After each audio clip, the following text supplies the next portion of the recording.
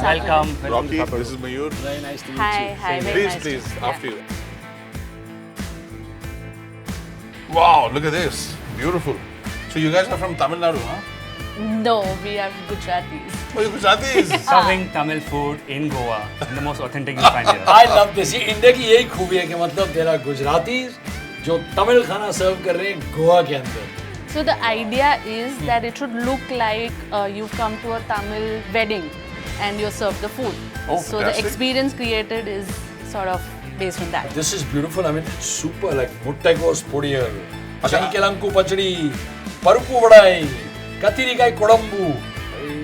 I have one very good point. हाँ बोलिए. कि हम लोग बाहर खड़े रह के बातें करेंगे तो अंदर जाके खाना कैसे खाएंगे? इसलिए तो मेरा दोस्त है. That's why he's my friend. चलिए, please. कितना मजा आता है. तो ये खाना was made by a home chef जिनके पास कोई ट्रेनिंग नहीं है. कोई Unbelievable. Oh my God.